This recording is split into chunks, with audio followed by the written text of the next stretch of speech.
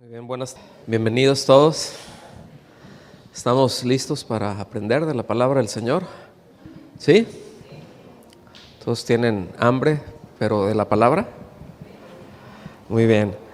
Pues el día de hoy vamos a ver un tema para quienes nos visitan, que están aquí por primera o segunda ocasión. Traemos normalmente nosotros compartimos en bloques por series, es decir, un tema ligado con el otro.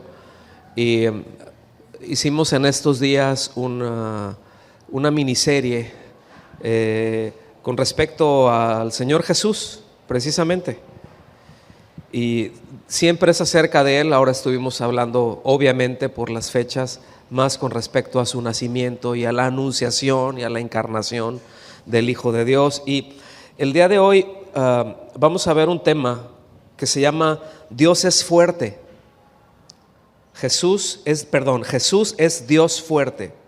Jesús es Dios fuerte. Y les voy a pedir que tengan ahí a la mano Isaías capítulo 9, versículo 6. Nada más déjenlo ahí, ahorita no vamos a ir directamente a esto. Pero comentar lo siguiente: cuando en su encarnación el Hijo de Dios, Jesucristo, manifestó algunos atributos como Dios.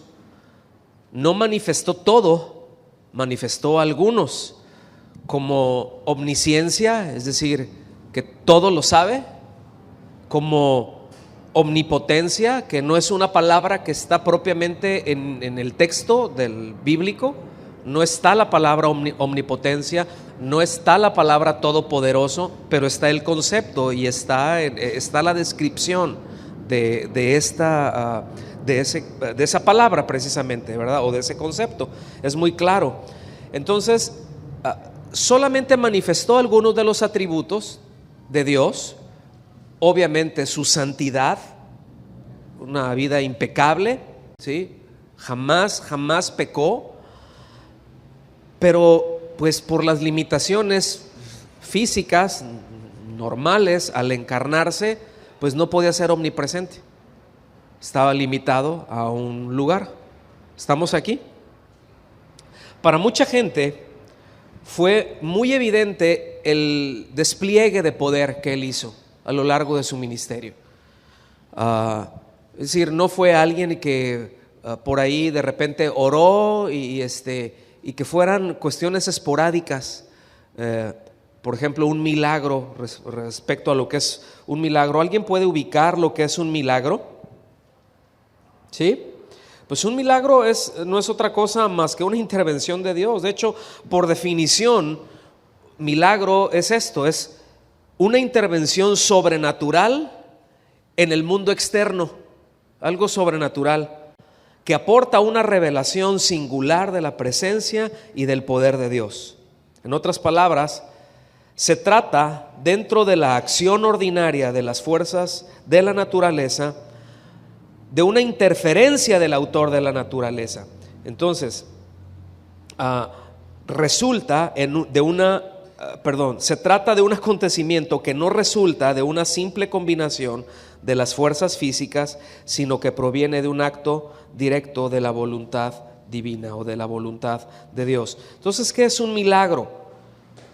Pues hay leyes que Él estableció en toda su creación en cuanto a lo físico, en cuanto a, físicamente, químicamente, en lo natural, en leyes físicas que estableció.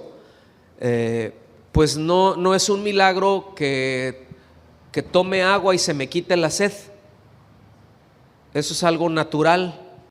¿Sí me explico? Pero algo sobrenatural, un milagro sería que a ese vaso nunca se le cabe el agua. ¿Me doy a entender? O que esa agua que tomé ya no vuelva a necesitar ningún agua jamás. Eso es algo sobrenatural. Es decir, eso rompe con todas las leyes de la naturaleza. Y Dios, al ser el creador de todo, Él puede romper con ellas.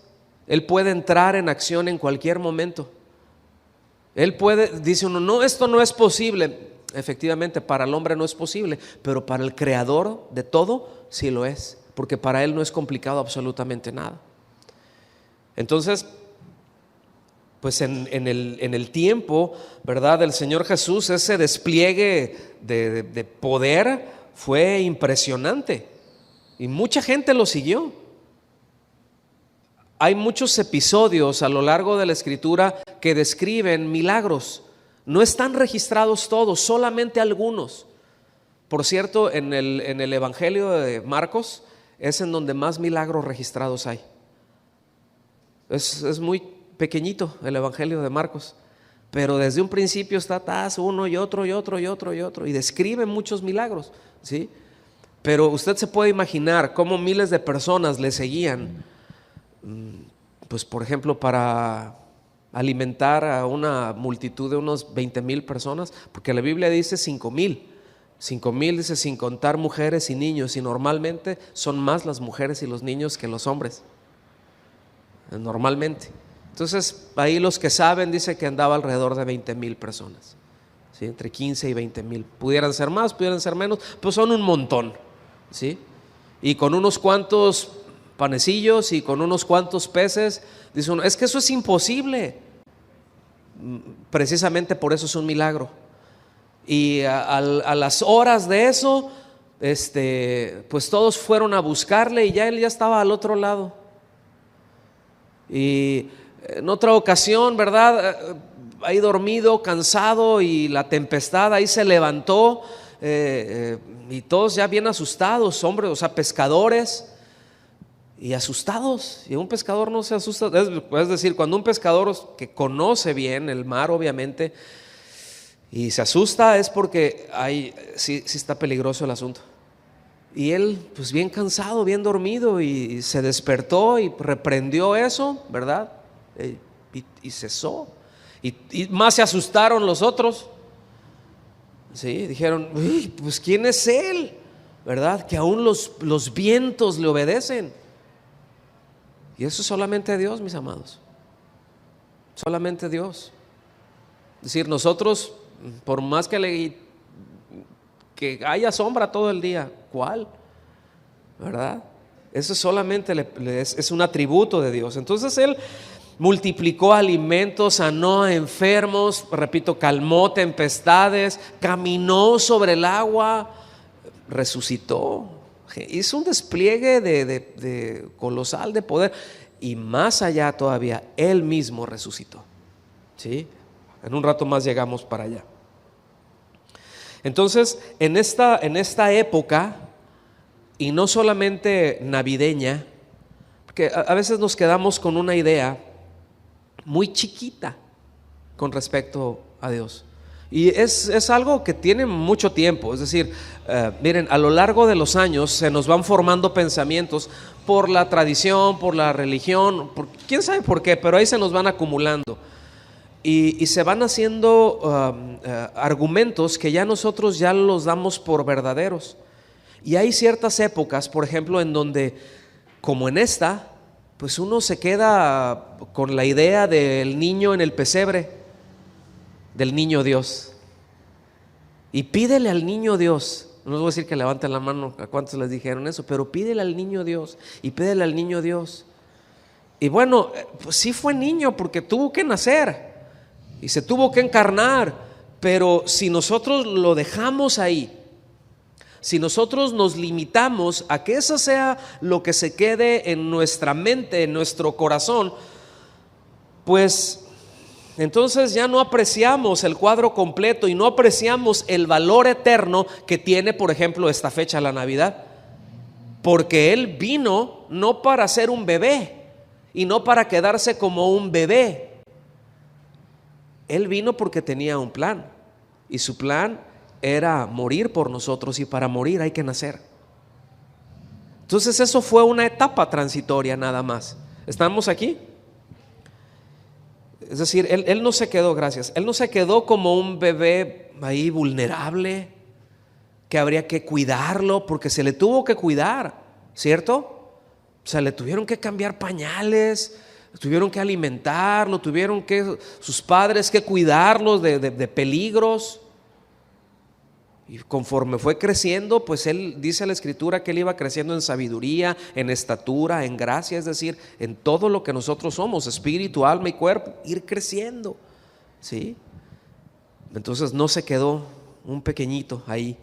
Jesús es Dios fuerte, y mis amados, Él venció al pecado y Él venció a la muerte, y esperamos a que venga otra vez. ¿Cuántos lo esperan? Que nosotros lo esperamos, ¿sí? A que Él nos lleve o que venga lo que, es decir, sea por la muerte o por el arrebatamiento, pero lo que pase primero. Pero Él vendrá y Él establecerá, como dice la palabra de Dios, ¿verdad?, su gobierno por un tiempo determinado, por 1000 años aquí en la tierra, y después iremos para allá con Él, pero eso es otro tema, y estaremos allá con Él. En Isaías 7, versículo 14, la Nueva Traducción Viviente se lee así: muy bien, el Señor mismo les dará la señal. Miren, la Virgen concebirá un niño, dará a luz un hijo y lo llamarán Emmanuel. Fíjense que Emmanuel, más allá de ser un nombre, es un concepto, es una idea, más allá de un nombre. Está bien si hay alguien que se llame Emmanuel aquí. Bueno, aquí se congregan un par de Emmanueles, pero aunque está bien nombrar así, o sea, no hay ningún problema, no es ningún error ni ninguna falta, nada de eso, ¿verdad? Pero simplemente está presentando una idea, está presentando un concepto de lo que ese niño que nacería de una virgen vendría a ser, porque dice que significa Dios está con nosotros. Entonces ya desde ahí, esto es bien impresionante, porque Isaías, a la hora de estar hablando acerca de él, de hecho, de todos los profetas en toda la Biblia, es quien más habla acerca de Jesús. Y él tenía por el Espíritu Santo la revelación que este niño que nacería, el Mesías, es Dios. Qué impresión, ¿no? A veces es difícil acomodarlo acá, pero bueno, que el Señor nos ayude. Hoy vamos a ver varias porciones de la Biblia, así que si la trae ahí en papel o si la enciende, ¿verdad?, vamos a ver porciones largas de las Escrituras. Venga conmigo, por favor, a Lucas capítulo 2, a partir del versículo 8. Porque aquí describe un evento extraordinario. ¿Ya están ahí? Fíjense. Había pastores en la misma región que velaban y guardaban las vigilias de la noche sobre su rebaño. Usted empieza a ubicar el cuadro. Algunos pastores, no dice cuántos, pero dice que habían algunos, y acostumbraban muchos de ellos a hacer eso, salir juntos, ¿verdad? Llevaban ahí sus rebaños, y estaban pendientes, y ya en las noches los ponían a todos juntos, y ellos se quedaban haciendo guardia, se quedaban revisando que todo estuviera bien. El caso es que ellos estaban ahí, nos está describiendo. Dice, y he aquí, se les presentó un ángel del Señor. Entonces ya para esto es así como que susto, ¿no? Porque imagínate que estás ahí, no sé qué estarían haciendo, si platicando ahí en alguna fogata, ¿verdad?, calentando unas tortillas de harina ahí, o calentando los burritos que no se comieron durante el día, y estaban ahí atizándole al fuego ahí con el cafecito, no sé qué estaban haciendo, pero algo estaban haciendo, y de repente, ¡pum!, se les presenta un ángel, y sí se sacaron de onda. Y más allá dice, y la gloria del Señor los rodeó de resplandor. O sea, no fue nada más. O sea, imagínense ustedes el cuadro, tranquilos, ¡qué miedo! ¡Qué miedo! De repente, ¡pum!, se te presenta un ángel, no sé qué figura tendría, no sé cómo sería, pero inmediatamente después todo alrededor de ellos se ilumina, con una luz que ellos no habían visto nunca, con un tipo de luz que nunca habían experimentado. ¡Qué miedo!, ¿no? O sea, uno puede decir, ¡ay, pues, como quiera! No.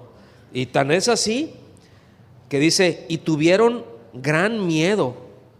O sea, no fue Ups, un sustito. No fue como el que nos sacaron ahorita con el cohete a media alabanza. Qué recio tronó eso, Qué recio tronó eso. Dice, por ahí vi un meme en unos días. Digo, qué vergüenza, ¿no? Pero es parte de la cultura mexicana, ¿no? Ya que aprendes a diferenciar un cohete de un balazo, ¿no? Híjole, se oyó como a cañonazo. Pero dice, y tuvieron gran temor. Pero el ángel les dijo, no teman, porque he aquí, les doy nuevas de gran gozo. Yo no sé qué fue lo que pensaron ellos cuando vieron todo eso. Dijeron, aquí nos acabaron ya. Aquí me morí ya. ¿Sí? Pero dice, no tengan miedo, traigo buenas noticias. Y fíjense, Jesús son buenas noticias. Qué maravilla, ¿no? Jesús son buenas noticias. Dice, les traigo buenas noticias, les doy nuevas de gran gozo. Dice, que serán para todo el pueblo. Y escuche bien lo que dice ahí el versículo 11, que os ha nacido hoy, es decir, que les ha nacido hoy. ¿A quién les nació? A los hombres, ¿sí? No a los ángeles. Les está diciendo, ese niño es el autor de la salvación para los hombres. Este niño que acaba de nacer, las buenas noticias que traigo es que acaba de nacer este niño, ¿sí? Que es el que les salvará, que es el que les va a redimir, que es el que va a acabar con lo que nadie puede hacer, con lo que ninguna religión puede completar. Pero les ha nacido hoy, dice, en la ciudad de David, un Salvador, que es Cristo el Señor. Vengan conmigo, por favor, allá a Hebreos capítulo 2, a partir del versículo 5. Porque vamos a ver qué clase de niño es el que nació, para que veamos la trascendencia de cómo no se quedó como un bebé y cómo Él, Jesús, es Dios fuerte. Versículo 5, porque no sujetó a los ángeles el mundo venidero acerca del cual estamos hablando. Pero alguien testificó en cierto lugar diciendo, ¿qué es el hombre para que te acuerdes de él? ¿O el hijo del hombre para que lo visites? Le hiciste un poco menor que los ángeles, le coronaste de gloria y de honra, y le pusiste sobre las obras de tus manos. Todo lo sujetaste bajo sus pies. Seguimos leyendo. Porque en cuanto le sujetó todas las cosas, nada dejó que no sea sujeto a él. Es decir, ¿a quién? A Jesús. Dice, pero todavía no vemos que todas las cosas le sean sujetas, pero vemos a aquel que fue hecho un poco menor que los ángeles, a Jesús, coronado de gloria y de honra, a causa del padecimiento de la muerte, para que por la gracia de Dios gustase la muerte por todos. Fíjense, pone cómo describe, pues, déjeme llamarlo así, no sé si decir el tamaño, pero en cuanto a la creación, sabemos que Dios creó al hombre a su imagen, ¿verdad? Y que no ordenó que fuera creado, sino que Él mismo lo hizo. Pero aún así, dice, es poco menor que los ángeles, como hombres, como seres humanos. Porque en nuestro cuerpo tenemos necesidades, ¿a poco no? Y los ángeles no. Es decir, son entes espirituales que se desplazan, no sé a qué velocidad, si sea la velocidad del pensamiento, no lo sé, pero tienen una capacidad y un poder muy superior al nuestro. ¿Estamos aquí? Dice, pues lo hiciste menor al hombre, ¿sí? Y los ángeles, imagínense, ¿no? Pero ese es todo un tema bien interesante. Pero después aquí ya menciona a Jesús, ya hace referencia a Él, que fue enviado y que tuvo que nacer, ¿para qué? Dice, para gustar la muerte en lugar de todos. Pero seguimos leyendo. Porque convenía a aquel por cuya causa son todas las cosas y por quien todas las cosas subsisten, que habiendo de llevar, es decir, aquí está hablando de Jesús, que habiendo de llevar muchos hijos a la gloria, perfeccionase por aflicciones al autor de la salvación de ellos. Versículo 11. Porque el que santifica y los que son santificados, de uno son todos, por lo cual no se avergüenza de llamarlos hermanos, diciendo: anunciaré a mis hermanos tu nombre, en medio de la congregación te alabaré. Y otra vez, yo confiaré en él. Y de nuevo, he aquí, yo y los hijos que Dios me dio. Ponga atención en el versículo 14.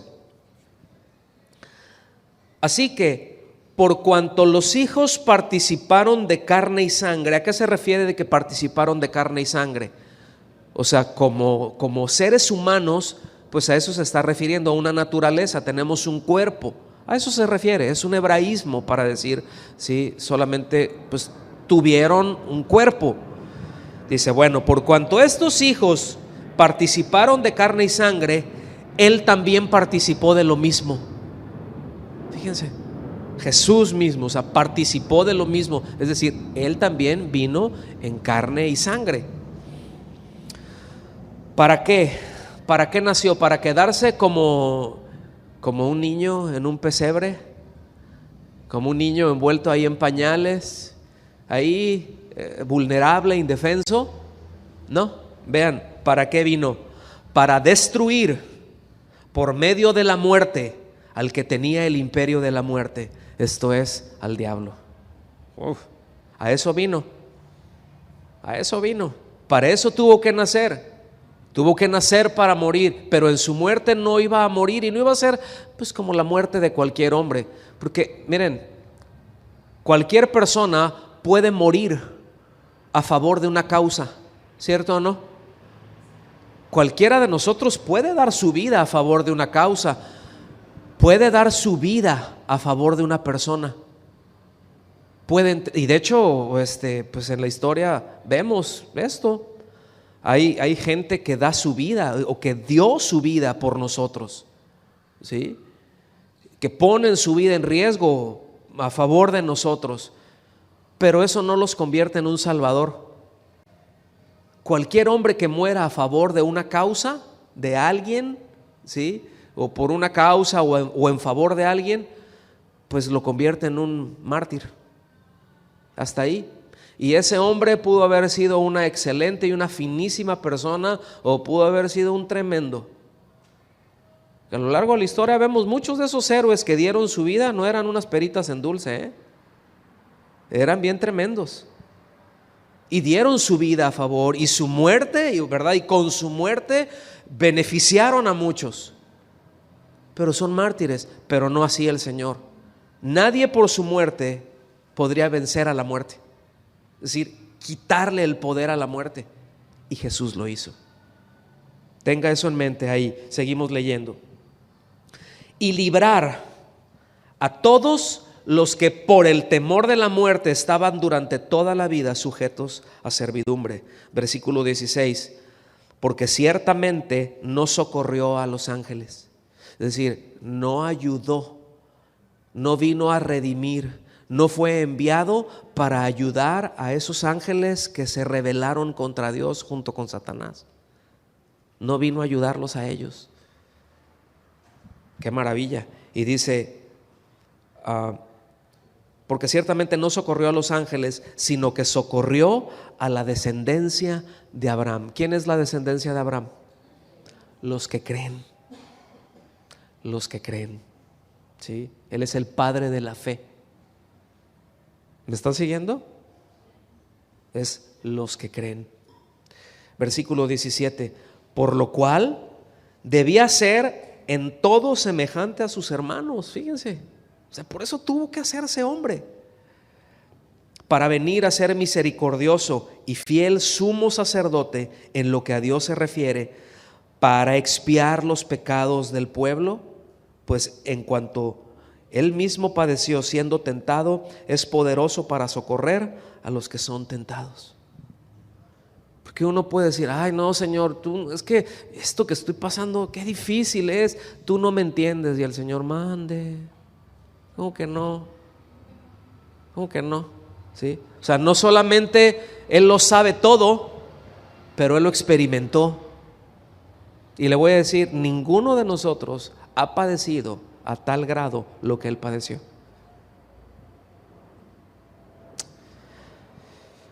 Seguimos leyendo acá en Lucas, dice: esto os servirá de señal, hallaréis al niño envuelto en pañales, acostado en un pesebre, y repentinamente apareció con el ángel una multitud de las huestes celestiales que alababan a Dios. Digo, por si el susto si ya traían taquicardia ahí los pastores, ¿verdad? Si ya traían la presión alta con todo lo que habían visto, todo lo que estaban escuchando, de repente se aparecen un montón más de ángeles.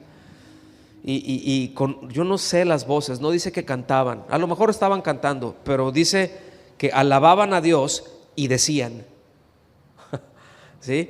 Dice: gloria a Dios en las alturas, y en la paz, y en la tierra paz, buena voluntad para con los hombres. Entonces, no es simplemente un niño cualquiera que nació ahí en la tierra. Era obvio que era algo fuera de lo común, y tan así que todo este grupo de hombres que estaban ahí lo percibieron de esa manera. Entonces toda su obra, el hecho de venir Él, todo lo que Él hizo, escuchen, no fue nada nuevo. Todo lo que Él hizo ya había sido anunciado. Y miren, eso nos debe de servir a nosotros para poner nuestra confianza en la palabra de Dios, para poner nuestra confianza en lo que Dios dice. Él no se sacó nada de la manga, mis amados. Él dijo que nacería de una virgen. Ahorita vamos a llegar más adelante. Habló de las características que tendría, del poder que tendría, que iba a hacer un despliegue de poder impresionante. Nada de eso fue nuevo. Dio detalles tan precisos como la aldea en donde nacería, me doy a entender, y a lo largo de su vida aún, cosas que se fueron dando, cosas que luego profetas en el Antiguo Testamento de ellos hablaron y ellos profetizaron, pero no alcanzaban a ubicar de qué se trataba. Si ellos simplemente, siendo inspirados por el Espíritu Santo, pues ellos lo escribían, aunque no lo entendían del todo, porque no tenían el cuadro completo. Pero cuando llega Él, y miren, detalles tan impresionantes como, ¿usted recuerda su entrada triunfal a Jerusalén? Entró en un caballote, ¿verdad? No, entró en un burrito que nadie había montado, ¿sí? Y eso ya había sido profetizado. Cada cosa, cada detalle, lo que iban a decir, lo que la multitud iba a decir, ya estaba profetizado. Eso es nada más para que ubiquemos que a Dios no hay nada que lo tome por sorpresa. ¿Me explico? ¿Vamos bien o no? Entonces, él tenía muy claro desde la eternidad cuál sería el propósito de venir, y fue a esto. Él vino a salvar lo que se había perdido. Y solamente Dios puede hacerlo. Solamente Él puede salvar. ¿Sí? Todo lo que Isaías estuvo profetizando, pues nos da un cuadro bastante completo con respecto a este niño que nacería ahí en Belén. Nos daría un cuadro bastante completo, pues, de toda la obra que Él iba a hacer, ¿sí? Y fíjense, cuando Isaías estuvo profetizando, él estaba en medio de una sociedad, estaban pasando tiempos muy difíciles. No solamente políticamente, estaban al borde de una guerra civil, ¿sí? Y así estuvieron, pero en el filito, ¿sí? Pero una sociedad corrupta, que tenían religión, tenían su religión. Pero si usted lee desde el capítulo 1 a Isaías, y va a ver lo que Dios decía de las celebraciones que hacían para Él, dice: ya no me ofrezcas más esto, me da asco. Imagínense qué fuerte. Y llegamos, sí, Señor, sí, pero que el Señor le diga a un grupo, que le diga a una nación: mira, todas tus solemnidades, todas tus fiestas, todo eso que dices que haces para mí, ¿sabes qué? Me provoca asco, me dan ganas de vomitar. Esa es religión. Tenían su religión, pero vivían como el diablo. en medio de eso vino a ser anunciado este niño, estas buenas noticias, para romper con todo eso. Y le voy a decir, ahorita no es muy distinto de aquel entonces, ¿cierto o no? No es muy distinto. Y no me voy a ir para decir allá los de la tienda de enfrente, no, es que aquellos, aquí nosotros, los que nos decimos que conocemos la verdad. Tenemos a Cristo, no, soy cristiano, gloria a Dios. Y luego, hola, feliz año nuevo. Sí, este ya es el... ¿Me está captando? Es que, mis amados, el corazón del hombre no cambia. Desde que el hombre cayó, el corazón, de hecho, va de mal en peor. Yo me podría atrever a decir que ahorita está peor el asunto que entonces. Y miren que en aquel entonces uno dice, ay no, pero es que las religiones paganas que estaban ahí, pues sí es cierto. O sea, entregaban a sus hijos, ¿verdad? Los sacrificaban y hacían quién sabe cuántas cosas a diferentes deidades. Y ahorita voy a ver un poquito más de eso. Pero hoy no es tan distinto. Hoy no es tan distinto. ¿Cuántos abortos hay? O sea, que gobiernos financien hacer una masacre. Una masacre en ese sentido.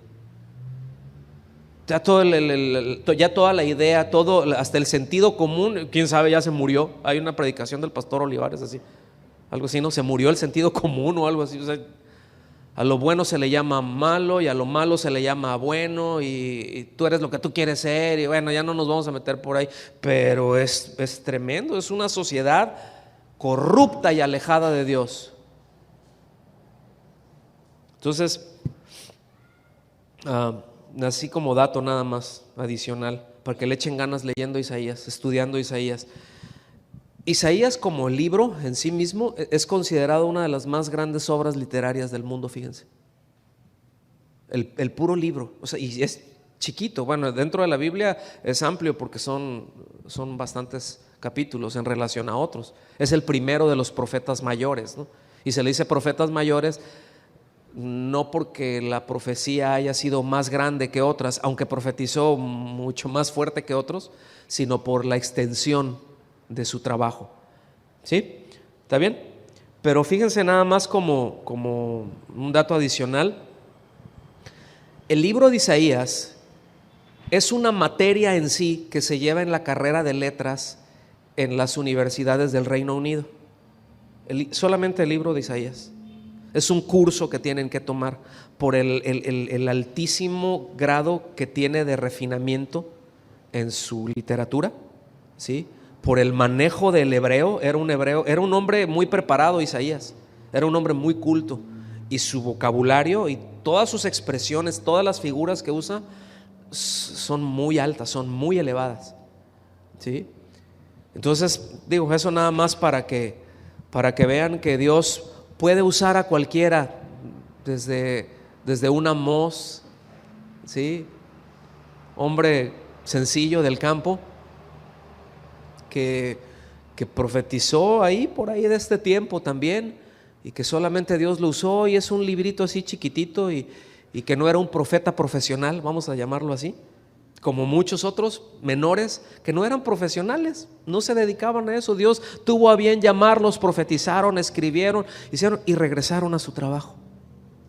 Pero Isaías tuvo muchos años profetizando, ¿sí? Entonces, ¿seguimos avanzando? ¿Vamos bien? ¿Estamos aprendiendo algo? Qué bueno. Isaías capítulo 9, versículo 6, por favor. Ya lo tenemos ahí, ¿verdad? Porque un niño nos es nacido. ¿Se acuerda que primero leímos allá en el 7 que nacería? Bueno, aquí ya lo está avanzando. O sea, ya dijo, van a ser de una virgen, así, así, así, así. ¿sí? Ahora aquí ya está hablando más acerca de este niño. Dice, porque un niño nos es nacido, hijo nos es dado, y el principado sobre su hombro, y se llamará su nombre admirable consejero, Dios fuerte, Padre eterno, príncipe de paz.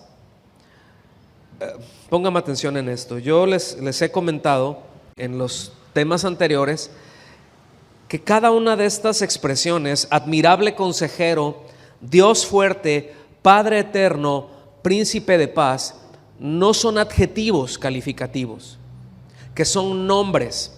Y un nombre lo que hace es describe la naturaleza, ¿sí? Aquí lo que está haciendo, está hablando de un atributo divino. En este caso, cuando dice Dios fuerte, digan conmigo, Dios fuerte, está hablando de la omnipotencia, está hablando del atributo divino del ser el todopoderoso, ¿sí? ¿Vamos bien hasta aquí? Hablaría de que sobre él iba a descansar la gracia de Dios, ¿verdad? Pero no solamente la unción de Dios, pero que él mismo sería Dios. Y esto es lo que nosotros tenemos que tener en mente allá con aquellos pastores a los que el Señor se apareció, ¿verdad? Perdón, a los que el ángel se apareció y fueron, ¿verdad?, a ver al niño, y cuando ellos vieron al niño, ellos podían relacionar con esto. Es difícil de procesarlo, ¿sí o no? Que tú llegues y veas a un niño, ahora dijeras, pues Dios fuerte, el Dios todopoderoso, pues ¿en dónde tendría que estar? Pues en un palacio mínimo, ¿no? Con chorro mil guardias ahí, rodeado de todos los cuidados y aún pues de un esplendor. Pero no, fueron y lo encontraron como el ángel les dijo, en un pesebre. Y un pesebre es en donde se pone la comida para los animales, pero no tenían más. Y eso es algo que choca en la cabeza. Eso es algo que a los judíos les chocaba en la cabeza, ¿sí? O sea, cómo el Mesías lo iban a ver y decían, no, tiene que ser. Hacían a un lado lo que estaba anunciado. Sin embargo, estos gente sencilla, con muy pocas letras, pero a la hora de que lo ven, yo no sé la impresión de ver a ese bebé y decir, es Dios todopoderoso. Yo no sé qué tantas cosas pueden pasar, yo no sé qué tantas cosas le esté pasando por su cabeza, pero ubíquese le iba a decir en los zapatos, pero no, ubíquese en los guaraches de los pastores. ¿Cuántas preguntas pueden salir? Y al mismo tiempo traer este texto, Dios fuerte, Dios todopoderoso.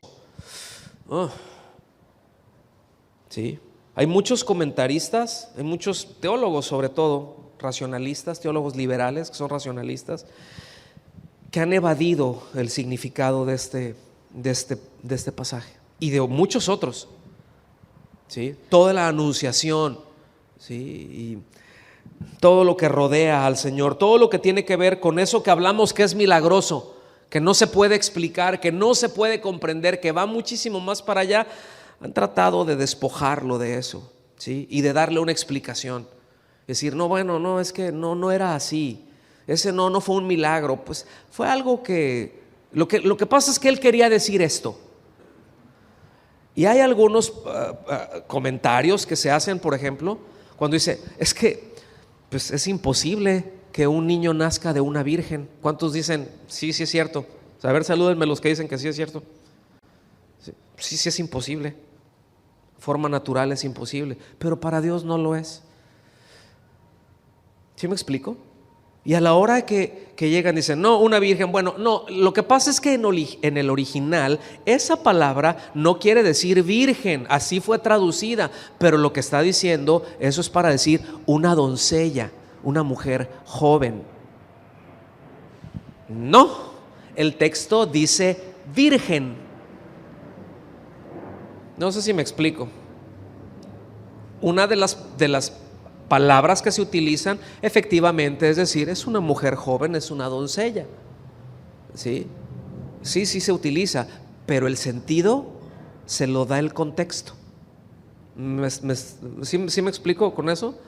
Hay palabras que son así, hay palabras que una misma palabra tiene un montón de significados y usted sabe de qué le están hablando por lo que está alrededor de esa palabra. Podríamos, por ejemplo, un ejemplo así muy rápido, la palabra banco. ¿Y banco de qué? ¿Voy al banco a dejar dinero, o el banco para sentarme, o el banco de trabajo, o qué? ¿Me explico? Entonces usted sabe de qué banco están hablando por el contexto que tiene esas palabras, o esa palabra en particular. Bueno, ahí es virgen. Habiendo dicho esto, le seguimos. Entonces, por si existiera alguna duda de quién era este niño que había nacido, dice, es Dios fuerte. Y esa palabra, Dios fuerte, o sea, lo que se traduce, ¿sí? La expresión en el original que se traduce ahí, son las mismas palabras, o es la misma expresión que se emplea en el capítulo que sigue, ahí en el 10:21 de Isaías, se lo leo, cuando dice, el remanente volverá, el remanente de Jacob volverá al Dios fuerte. O sea, se está refiriendo a Dios. O sea, es decir, este pasaje de Isaías 10:21, ¿a quién se está refiriendo? A Dios, al único Dios verdadero. ¿Me están siguiendo? Pero es exactamente la misma expresión y es exactamente el mismo significado que tiene Dios fuerte, que está ahí en el capítulo 9, en el versículo 6, ¿verdad? Que son atributos que solamente Dios tiene, el eterno Dios. Entonces, número 1, empieza describiéndolo así. Dice que este niño tendría el principado sobre su hombro. ¿Qué quiere decir esto? Es un hebraísmo, es como a veces nosotros tenemos mexicanismos, ¿verdad? Y tenemos muchos, expresiones muy propias de nosotros, pero dentro de un hebraísmo, una figura literaria, habla de un poder para gobernar. Pero esta expresión, tendrá el principado sobre su hombro, es decir, él tendrá el poder para gobernar todo.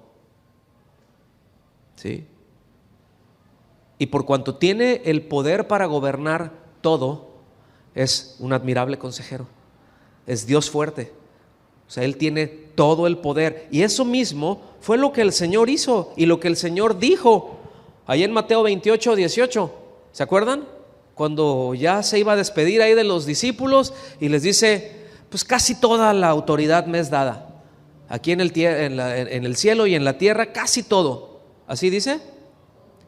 Toda autoridad me es dada. O sea, yo tengo toda la autoridad. Tengo toda la capacidad para gobernar. Tengo toda la capacidad para, si yo digo una cosa, esa cosa será. Es el único que puede decretar.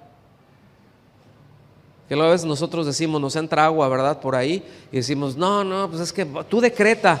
Pero pues un decreto, miren, un decreto, si no se tiene el poder para forzar a que eso ocurra, no sirve de nada. Es solamente letras. ¿Sí? Es como los papás, ¿verdad? Cuando les dicen a su niño, te voy a surtir, te voy a disciplinar si no me haces caso. Y ya el chiquillo sabe que no se lo van a surtir. Solo dicen, sí dice, pero no. Ni es cierto. No me da. Pero cuando se las anuncias y que le suenas, a la hora que le dices, ahí va, saben que estás hablando en serio, ¿sí? Y rápido les entra el entendimiento y la necedad se les aleja del corazón rápido, ¿verdad? Entonces, fíjense, o sea, todo esto, mientras les comento esto, vengan por favor a Juan capítulo 18. Pero conforme se iba dando. Miren, cuando nosotros vemos el Evangelio, cuando nosotros vemos las Escrituras, ahorita nosotros ya lo podemos decir porque estamos viendo en perspectiva. Nosotros ya estamos viendo 2000 años hacia atrás, pero no eran tiempos fáciles cuando el Señor dijo: yo soy Dios. No era fácil. O sea, hay muchos elementos. Por ejemplo, imagínese María, o sea, su mamá. Híjole, ella sabía quién era. Y después tuvo a sus hermanos, ¿verdad? Y pues está bien. Y los hermanos llegaron a pensar que él estaba loco. Entonces imagínense las demás personas. El hijo del carpintero, que no era propiamente un carpintero, aunque pues se trabajaba con la madera, pero aquí era la expresión es más de un constructor de casas. Es alguien que se dedicaba a la construcción, y obviamente pues mucho es madera, ¿no? Pero el término es más adecuado, era esto, ¿no? Entonces decían, ahora sí que este contratista, este albañil todopoderoso, este maestro todopoderoso, pues yo lo vi crecer, yo lo vi jugando ahí en la calle con sus hermanos y con los vecinos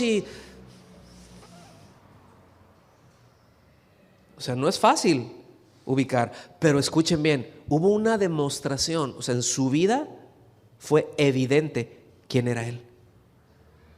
Y eso es algo que nosotros no debemos de perder de vista. Que todo lo que él hizo, todos decían, no, pues ¿cuál de los profetas, verdad? O sea, ¿cuál de los hombres de Dios? Pues sí, o sea, hubo algunos que mis respetos, ¿verdad? No, hombre, Eliseo, pero bueno, pues no era él, era Dios haciendo. Pero es él. A ver, vamos a sacar cuentas. ¿Cuál de los profetas hizo tantas señales? No, pues unos profetizaron tremendo y muy acertados. Pero no. ¿Quién puede calmar la tempestad? ¿Quién puede caminar sobre el agua? No, ¿lo alcanzan a ver? Pero Él es Dios fuerte, Jesús es Dios fuerte. Él estuvo ante Pilato, ¿verdad? Y fíjense lo que nos menciona aquí en el versículo 33. Entonces Pilato volvió a entrar en el pretorio y llamó a Jesús y le dijo: ¿eres tú el rey de los judíos? Jesús le respondió: ¿dices tú esto por ti mismo o te lo han dicho otros de mí? Pilato respondió: ¿soy yo acaso judío? Tu nación y los principales sacerdotes te han entregado a mí. ¿Qué has hecho? Y pues, ¿qué les hiciste? Te traen coraje. ¿Sí? Te traen coraje. ¿Qué les hiciste? Fíjense lo que él les respondió, Respondió Jesús: mi reino no es de este mundo. Ahora, esto choca con aquello que dice, pues todo poder me es dado en la tierra y en el cielo. Entonces el Señor no reina aquí. No está diciendo eso. Si nosotros vemos nada más por encima el texto, así es como se pudiera entender. Pero lo que está diciendo, mi reino no se origina en la tierra. Mi autoridad no se origina aquí. La tuya sí. La de cualquier otro gobernante aquí, sí. La mía no. Y eso, es decir, Pilato sabía lo que estaba hablando. Él entendía lo que estaba escuchando de Jesús. Dijo: si mi reino fuera de este mundo, mis servidores pelearían para que yo no fuera entregado a los judíos, pero mi reino no es de aquí. Le dijo entonces Pilato: luego, ¿eres tú rey? Respondió Jesús: tú dices que yo soy rey. Y para esto he nacido y para esto he venido al mundo, para dar testimonio a la verdad. Todo aquel que es de la verdad oye mi voz. Y ya lo dejó viendo viscos.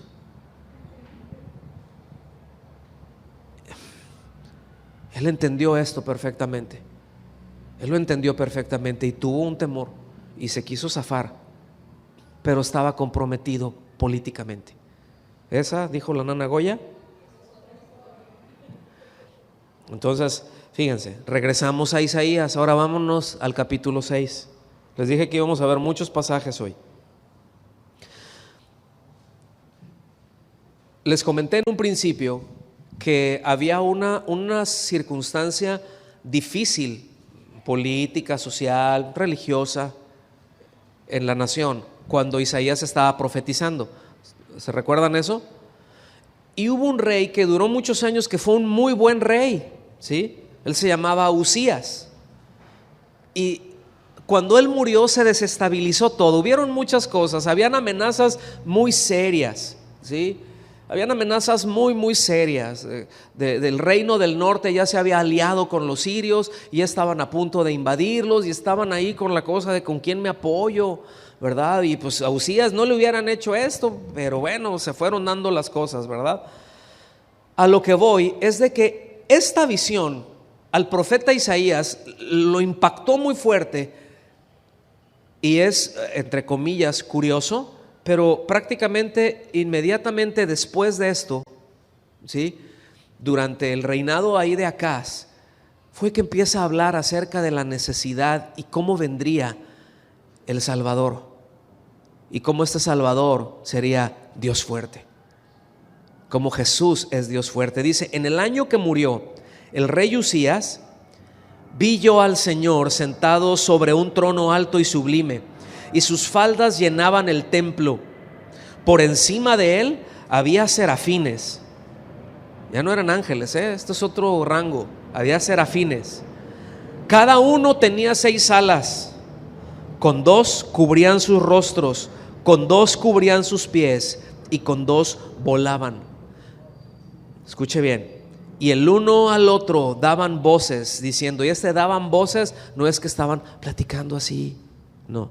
Ese dar voces era diciéndolo muy fuerte, ¿sí? Era muy fuerte, a tal grado era fuerte que dice que ellos estaban diciendo: Santo, Santo, Santo, Jehová de los ejércitos, toda la tierra está llena de su gloria.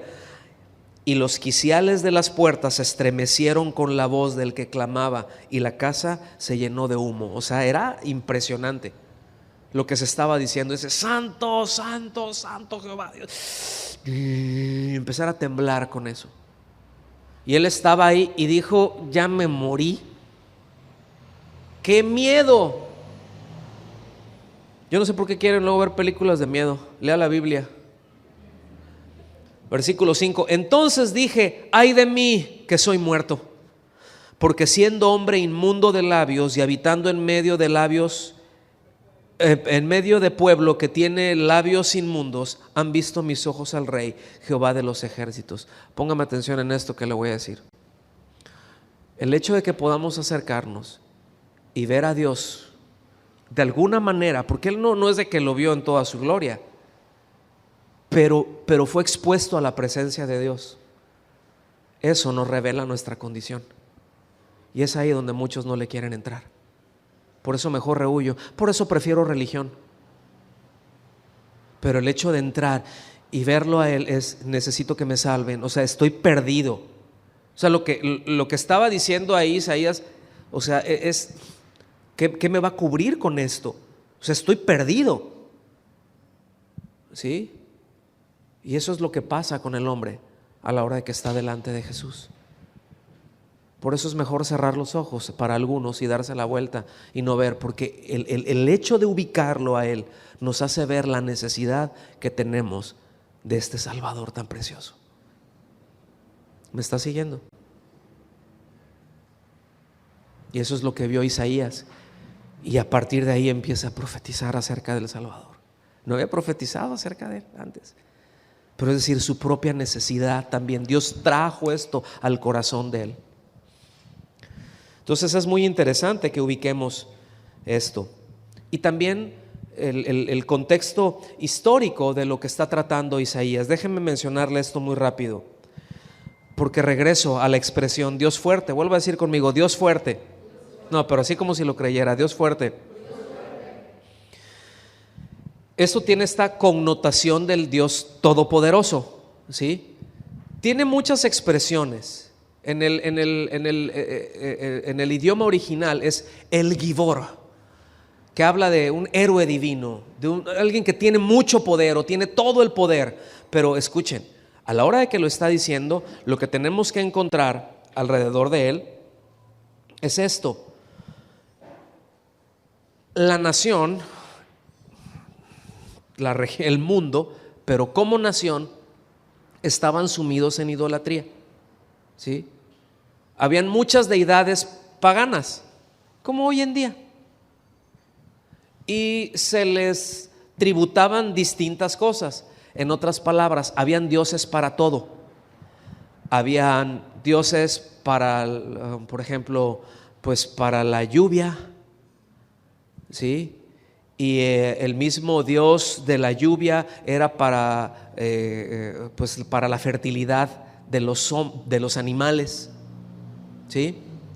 Y habían otros que eran unas diosas, ¿verdad? Que eran para la fertilidad del hombre. Y diosas que la de la fertilidad del hombre también al mismo tiempo era una diosa de la guerra. Y habían ciertas deidades que eran, ellos les atribuían que eran muy fuertes para pelear, si les hacían casos, en las montañas, y otros que eran muy fuertes para pelear en los valles. Y estaban los dioses de los ríos, y los dioses de los peces, y los dioses de esto, y los dioses del otro. Entonces se les tributaban no solamente a alguna deidad, ¿sí? Habían algunos que eran más devotos que algunos, ¿sí? Pero les tributaban a todos los demás porque decían, por si las diule, ¿no? Por si acaso. Pues para que me vaya bien en mi trabajo, ¿verdad? En mi cosecha, le voy a tributar a tal. ¿Sí? Luego si alguien peleaba por allá, algún ejército, decían, no, nuestro Dios al que nosotros servimos es muy bueno, es muy fuerte él, peleando aquí en el valle, y los de ellos en las montañas, hagámoslos que bajen y peleemos aquí, y los otros pues hagámoslos que suban, y ahí se la llevaban, ¿sí? Entonces cuando peleaban allá en las montañas, decían, nos vencieron porque su Dios es más fuerte, pero ahora verán, dejen que bajemos tantito. Y así estaban en todas las cosas. Eso era la mentalidad, eso era el entendimiento que había de forma general. Entonces cuando entra este Dios fuerte, lo que está diciendo, Él es Dios todopoderoso, Él está por encima de todos, está por encima de todo. Todo lo demás son ídolos. Y particularmente Isaías habla muy fuerte con respecto a los ídolos. Y particularmente Isaías está hablando para decir, Dios fuerte, ¿sí? El creador de todas las cosas. Todo lo demás es creación. Todo lo demás es creación. Fíjense. Y Él lo pone por encima de eso. ¿Sí me está siguiendo hasta aquí? Entonces, en otras palabras, Jesús es Dios fuerte. Su poder no tiene límites. Él hizo los cielos y la tierra, y Él sustenta los cielos y la tierra. Todo lo que hay, Él lo sustenta, ¿sí? ¿Alguien recuerda cómo hizo al hombre? Ordenó que la tierra produjera, se hiciera el hombre, ¿verdad? ¿Que así le hizo? No, fíjense, dice, entonces Jehová Dios formó al hombre del polvo de la tierra y sopló en su nariz aliento de vida, y fue el hombre un ser viviente. O sea, le dio un nivel de vida muy por encima de toda la creación.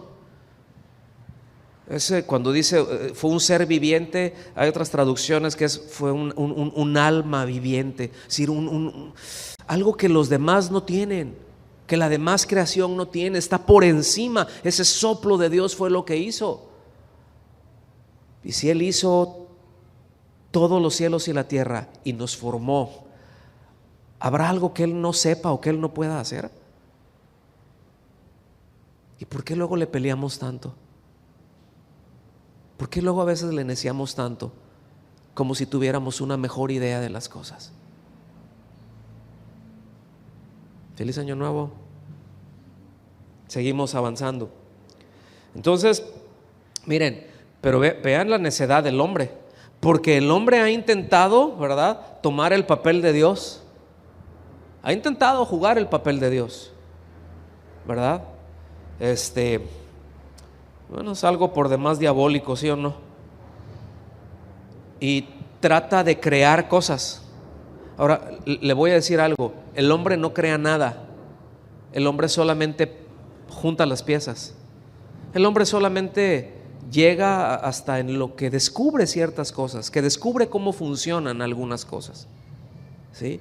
Y puede empezar entonces a formar, y ciertamente Dios le dio una capacidad que no tiene ningún otro ser, ¿sí? En la creación se lo dio al hombre, y esto es una maravilla. El asunto es de que a causa del pecado y por la distorsión y el pensar la misma idea, yo puedo ser Dios, yo me creo Dios, pues ¿qué es lo que ha hecho? En ese intento de crear, no se ha dado cuenta que solamente puede transformar todo lo que existe dentro de las leyes físicas, dentro de las leyes químicas que Dios estableció, nada más. No crea nada, solamente transforma algo que ya ahí está. Y aunque han clonado, ¿están de acuerdo? Ha clonado. No, ahí están clonando borregas por allá, pero el caso es que ha clonado, pero escuchen bien, no ha dado vida, no puede, porque para clonar tuvo que tomar células vivas de ahí. O sea, tuvo que tomar algo que ya estaba vivo para poder desarrollar, y ha entendido cómo funciona y se siente pero escuchen bien, dar vida es una prerrogativa de Dios, el darla y el quitarla. Él es el dueño. ¿Estamos bien? ¿Hasta aquí con eso? Entonces seguimos avanzando. Ahora, como dijimos en el principio, nadie como Cristo Jesús ha hecho un despliegue de poder tan colosal. ¿Está bien? Milagro tras milagro, sanidades, expulsión de demonios, caminar sobre el agua, calmar la tempestad. Ya es como la cuarta o quinta vez que lo digo. Y el apóstol Juan, en el Evangelio de Juan, en el capítulo 21, versículo 25, él describe todo este despliegue, ¿verdad? Toda esta enorme cantidad de milagros, de obras de poder que fueron hechas por el mismo Señor Jesús de la siguiente manera. Dice: y hay también otras muchas cosas que Jesús hizo. Él está describiendo cuál era el propósito de haber escrito, y que escribió algunas cosas ahí, ¿sí?, para poner nuestra confianza en Él. Pero aclara, esto no fue todo, dice, hay muchas cosas que Jesús hizo, las cuales si se escribieran una por una, pienso que ni aún en el mundo cabrían los libros que se habrían de escribir. Amén. Y dice uno: bueno, pero entonces, ¿cuántos libros serían? Es solamente una expresión, mis amados. Es solamente una hipérbole para decir todo lo que Él hizo. O sea, no hay registro. Fueron tantas cosas que no hay registro. Es incontable. Fue una y otra y otra y otra y otra, y podríamos estar diciendo: y pasó esto, y pasó esto, y pasó esto. Obviamente, alguien que se va y dice que no ubica esto, dice: ahí está, entonces, pues ¿cómo iba a caber una biblioteca más grande que el mundo? Y salen un montón de luego razonamientos. Cuando dicen: Dios es todopoderoso. Yo no sé si a alguien le ha tocado esto. Dios es todopoderoso. Sí, es Dios todopoderoso. ¿Sí? Entonces Dios puede hacer una piedra tan grande que Él no la pueda. No, eso no tiene nada que ver. Entonces no es todopoderoso. Entonces Dios puede hacer todo. Entonces puede pecar. No, porque es santo. Entonces no es todopoderoso. Y hay unos razonamientos que dices: ahí te encargo, mano. O sea, les voy a dar un consejo. Cuando se rebajen argumentos a ese tamaño, ni se molesten en defender la fe. Se defiende solita con la brutez del otro.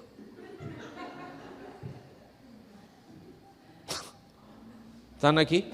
O sea, un argumento de ese tamaño, dices, no vale la pena, o sea, no. Pero si hay un argumento que dice, no, Él no puede hacer, no, ¿cómo no? Mira, Él hizo los cielos y la tierra y empezamos desde ahí. ¿Vamos bien hasta aquí? Pero hubo algo que Él hizo que es como la cereza del pastel, como la corona en cuanto a la manifestación de su poder en toda la creación, ¿sí? Que tiene una trascendencia eterna, y me estoy refiriendo a la resurrección precisamente. Entonces la pregunta es, ¿por qué la resurrección es la manifestación más gloriosa, más poderosa de Él? ¿Por qué? Bueno, simplemente porque en la resurrección cumplió todo el propósito para lo que Él vino. Es decir, hubieron un montón de milagros previos hablando desde la encarnación y toda su vida, y fue aumentando hasta llegar aquí, ¿sí? Porque a eso vino. Dice, bueno, pero vino a salvar lo que se había perdido, fue lo que Él dijo. Y dice, bueno, pues es que Él vino a morir, sí, pero ya la tumba está vacía. Si hubiera quedado en la tumba, entonces no hubiera podido cumplir su propósito. Y la resurrección es la garantía de que el propósito para lo que Él vino se cumplió. Le voy a decir algo: si eso no hubiera ocurrido, todos los demás despliegues de poder que hizo hubiera sido perfectamente inútil. ¿Por qué? Porque hubiera sido completamente desprovisto de propósito. Hubiera sido completamente o sea, ¿para qué te manifiestas, Dios, en todo esto, si a fin de cuentas no va a cambiar nada? ¿Se fija? ¿Para qué te muestras a mí si no tengo esperanzas? ¿Para qué vienes a mí si no puedes salvarme? Nada más para hacerme ver cómo voy a quedar al final, como si tuviera un humor negro. ¿Me está siguiendo? O sea, hubiera sido una es como si Él hubiera dicho, es como si, estoy haciendo un símil nada más, les voy a salvar, y a la mera hora se la creyeron, ¿sí? Como a veces luego uno hace, ¿verdad? Ahora sí te voy a invitar a los tacos que tú quieras. Y dices, bueno, pues vamos. ¿No viste que tenía así? Dices, ¿no? Estaba haciendo cachanguitos, ¿no? Dios no hace eso, mis amados.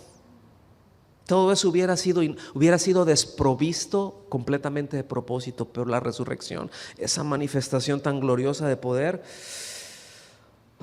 ¿Recuerdan la promesa que Dios le hizo a Adán y Eva? Génesis 3:15, que nacería de la mujer, y de ahí hasta lo que ya hemos venido viendo, ¿sí? ¿Se acuerdan lo que leímos en un principio ahí en Hebreos 2, a partir del versículo 5? ¿Cómo concluyó? ¿Sí? ¿Cómo vencería por medio de la muerte al que tenía, dice, el imperio de la muerte? Por eso el apóstol Pablo, al final en el capítulo 15 de la primera carta a los Corintios, él ya empieza a tirar un cierre muy fuerte ahí, ¿sí? Diciéndole, obviamente esto es una figura, ¿no? Cuando le dice, ¿en dónde está, oh muerte, tu aguijón? Porque está hablando, todo el tema está hablando de la resurrección de Cristo. Entonces dice, ¿en dónde está, oh muerte, tu aguijón? Es decir, ¿con qué me puedes dañar? Es como diciéndole, muerte, ¿eso es todo lo que tienes? ¿Eso es todo lo que tienes? ¿Eso es todo lo que traes? ¿En dónde está, oh muerte, tu aguijón? Y dice, ¿en dónde está, oh sepulcro, tu victoria? O sea, le está dando, diciendo, no tienes poder, no me puedes dañar, estás derrotado. ¿Por qué? Porque Él resucitó. ¿No le dan gracias a Dios por eso? Porque Él resucitó. Eso es lo que le hace cobrar sentido absolutamente todo lo que nosotros vemos en toda la Escritura, de tapa a tapa, esta manifestación de poder. Entonces, el Señor nació, Jesús nació, Él creció, ¿verdad? Siendo un hombre como nosotros, murió en nuestro lugar. Nosotros merecíamos estar ahí, Él no tenía por qué estar ahí. Fue lo que cantamos hace un rato. Tú no tenías por qué haber estado ahí. Tú, lo hiciste en mi lugar, ¿sí? Pero Él se levantó de la muerte y Él ascendió a los cielos y vendrá otra vez, como lo dijimos y lo seguiremos diciendo, ¿sí? Entonces termino con este texto que nos permite ver precisamente la maravillosa herencia que tenemos de parte de Jesús, este Dios fuerte. ¿Sí? La maravillosa herencia que podemos nosotros, a la que tenemos acceso, y que si no fuera por su resurrección, porque Él es Dios fuerte, no tendríamos acceso a ella. Venga conmigo, por favor, a Primera de Pedro, capítulo 1. Primera de Pedro, capítulo 1, a partir del versículo 3.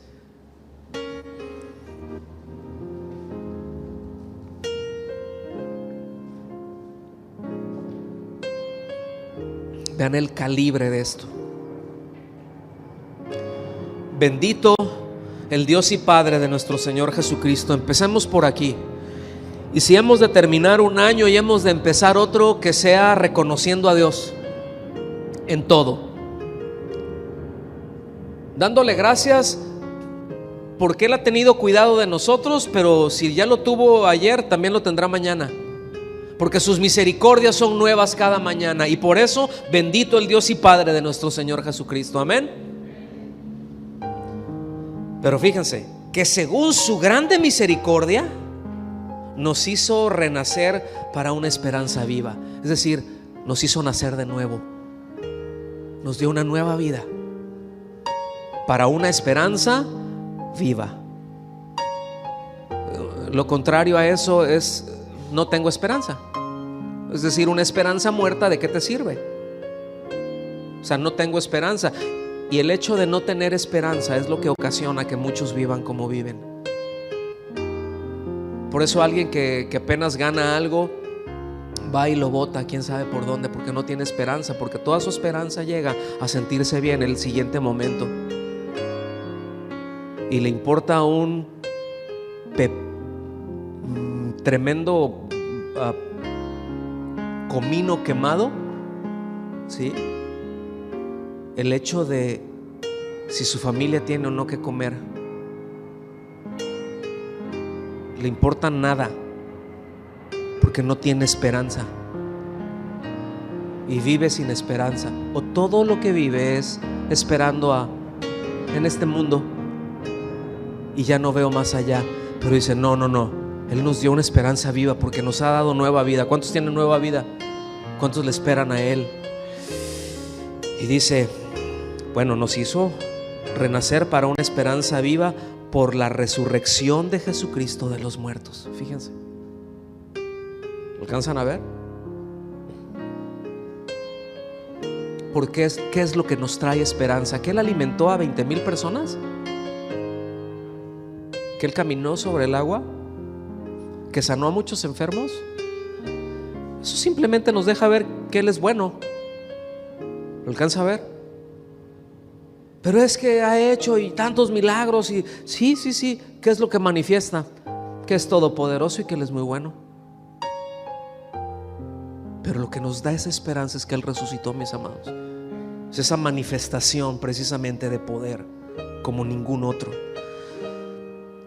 Dice, versículo 4, para una herencia incorruptible. ¿Qué es incorruptible? Fíjense las cualidades de la herencia. Incorruptible, es decir, que no se pudre, que no se caduca, que no se corrompe, que no se echa a perder, que no se descompone. Después, incontaminada, es decir, que no se mancha, no hay absolutamente nada que la ensucie. Es tan poderoso, y esa herencia es tan poderosa y se nos ha entregado con tanto poder, ¿sí?, que nada la puede dañar, nada la puede ensuciar. Dice, e inmarcesible, o sea, no se afecta, no se marchita, nunca se pone fea. Gracias a Dios, ¿no? Reservada en los cielos para vosotros. ¿En dónde está la esperanza que tenemos, mis amados? En los cielos. Necesitamos entender que aquí somos peregrinos y extranjeros y que todas las cosas que tenemos aquí se quedan.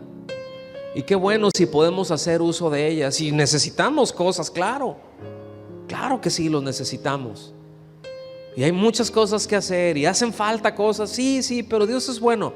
Pero entendemos que nuestra esperanza no está aquí y que no vivimos para las cosas de aquí, porque estamos transitorios nada más. Pero nuestra esperanza, nuestra herencia, ¿en dónde está? Está en los cielos. Dice que sois guardados por el poder de Dios mediante la fe. Por mi confianza en Él es que Dios me guarda. ¿Con qué cosa? Con su poder. Jesús es Dios fuerte. Él nos guarda con su poder. Él nos cuida, Él se encarga de esto. Para alcanzar la salvación que está preparada para ser manifestada en el tiempo postrero. Esto, para alcanzar la salvación, no se está refiriendo a que vamos a ser salvos en algún momento. Como para que todos ubiquemos, cuando en el Nuevo Testamento usted ve que habla de salvación en un futuro, que se está dirigiendo a la iglesia y que le habla en un futuro, no se está refiriendo a la redención. O sea, no se está refiriendo al perdón de pecados. Ahí se está refiriendo ya a la glorificación. Porque ¿cuántos saben que sus pecados han sido perdonados? Porque si no supiéramos eso, no tendríamos esta esperanza. Es decir, hemos puesto nuestra confianza en Cristo Jesús por lo que Él ha hecho por nosotros, a favor de nosotros en esa cruz, ¿cierto? Hemos hecho eso. Hemos puesto nuestra confianza ahí, ¿sí? Ahora tenemos esa esperanza que está reservada para nosotros allá en los cielos. Entonces, es precisamente esta salvación, es esta glorificación, que podremos estar ya con Él, con un cuerpo como el que Él tiene. Qué maravilla, ¿no? Que puede estar allá y que puede estar aquí. Ser glorificados. Que no tenemos las necesidades, que no estamos limitados, o que no estaremos limitados, porque ahorita es muy evidente nuestra limitación. Es muy evidente, ¿cierto? Unos tienen calor, otros tienen frío, otros tienen hambre, otros les duele la rodilla, otros traen la uña enterrada, y etcétera, etcétera, etcétera. Entonces nuestras debilidades son muy evidentes, nuestras limitaciones son muy evidentes. Pero una vez que esto ocurra, aquí y allá sin necesidades, y poder disfrutar de Él, de una relación, de una intimidad con Él para siempre, una relación perfecta, que no está limitada a absolutamente, en absoluto, al pecado. ¿Sí? Esa es la maravilla. Esa es la maravilla, porque Él venció al pecado y a la muerte. Le damos gracias a Dios. Nos ponemos de pie y le damos gracias.